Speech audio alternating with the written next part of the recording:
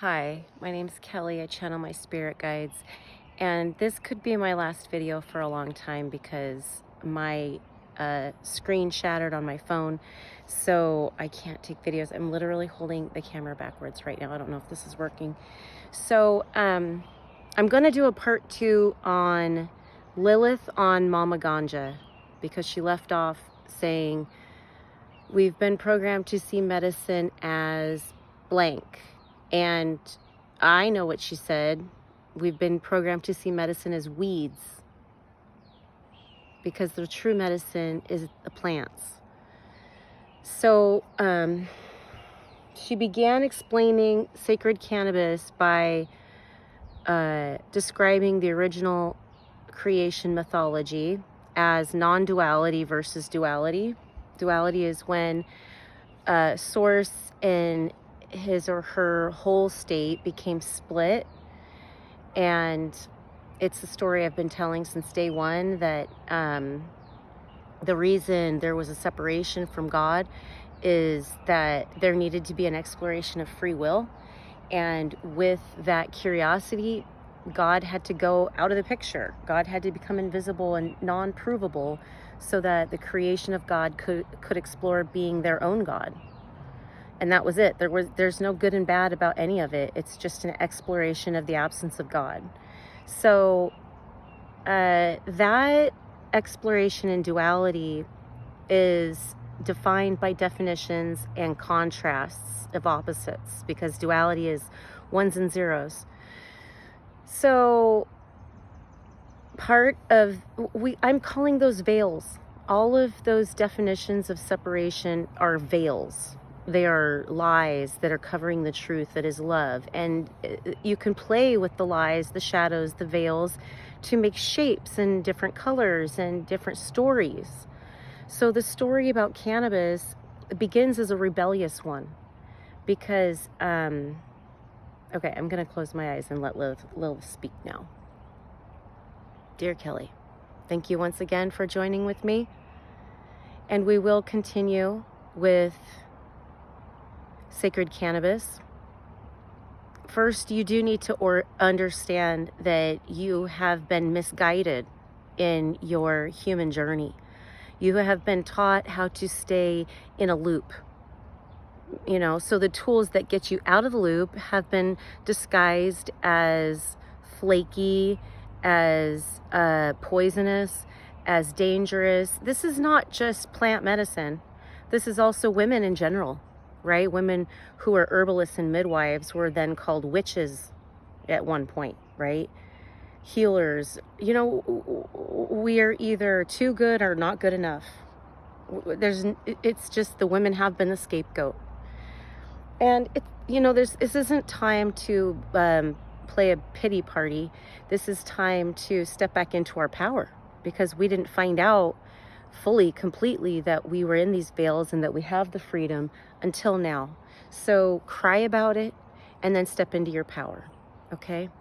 And sacred cannabis is a tool. And the reason that you think it is a drug that you should feel ashamed about using is because you've been taught not to take it seriously.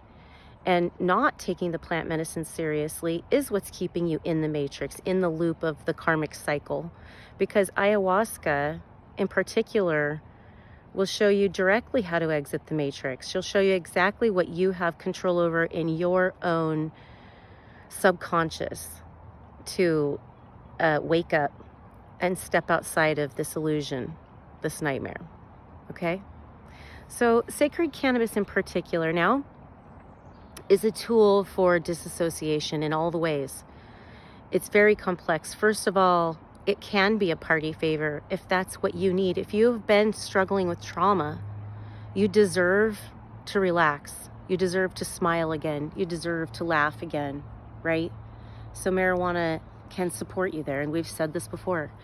But then after a while, when you've felt supported and you've laughed a little bit, what happens is the part of you that shut down and went into survival mode, that part starts feeling safe again, to be more authentic, to think about your joys again, to think about your goals again. So then what happens is you're going to go back and forth between thinking in the old way, which was very negative and very limited, to thinking in the new way, which is self-help, affirmations, positive thinking, not giving up, falling down and then convincing yourself to try again. And the support that marijuana gives you by cheering you up and examining your thoughts, it does that. It helps you examine your thoughts, because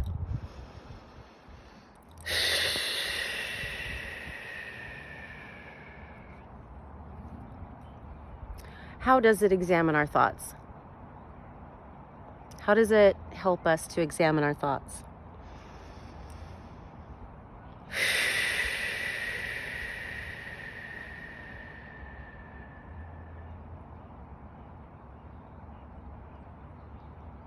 Marijuana helps you see truth and authenticity in your heart.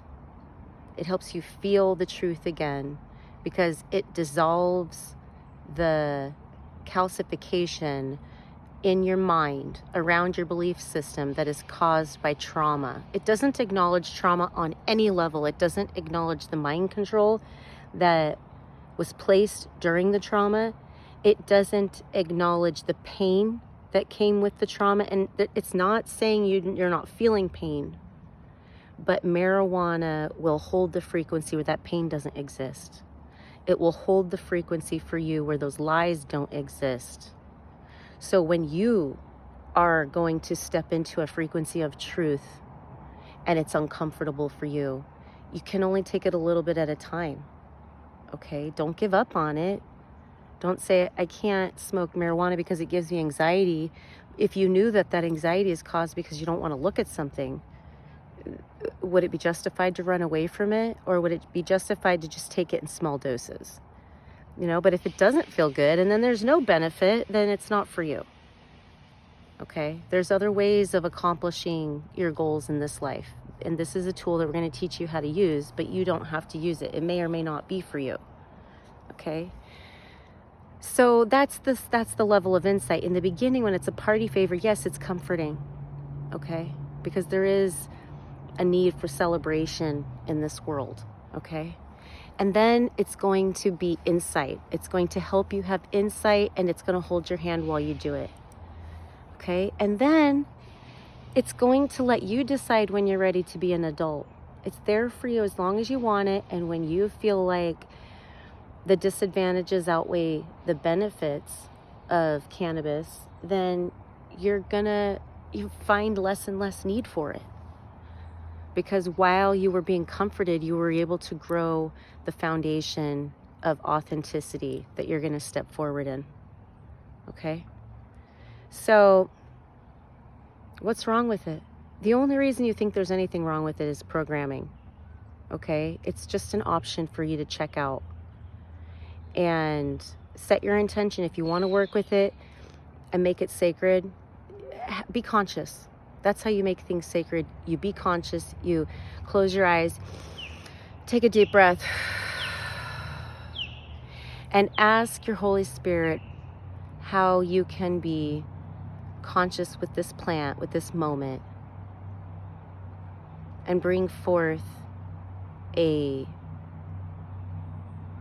version of yourself that is going to help the world. Even if it's just a little shift in who you are.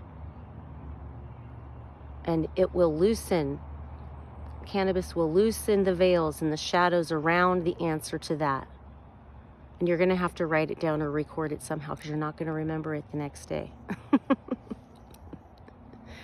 Okay?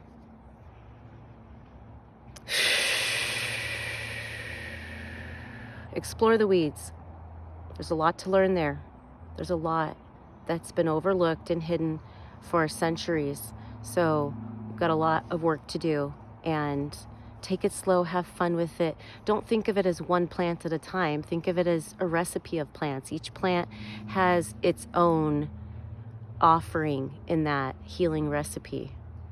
And then it becomes an art form where you engage with your intuitive relationship with each plant to come up with your own personal medicine. That's what we want to see with humans. Okay? Everybody's a shaman now. Everybody can be a shaman now. Okay, what works for you? What's your medicine? It's inside you. The answers are inside you. Maybe they are talking to someone else for authority, for experience. But you're the one who knows whether or not their truth resonates with you. They might be an expert and still not resonate with you, because you might be following a different path where a solution is still coming into form, and you're part of the psychic contribution to that form becoming, because you're seeking it. Be open-minded. Don't let anybody else tell you what everything means. Because if it doesn't resonate with you and they're convincing, you're going to have cognitive dissonance that you're going to have to sort through. And maybe it's good. Maybe you need to change your mind.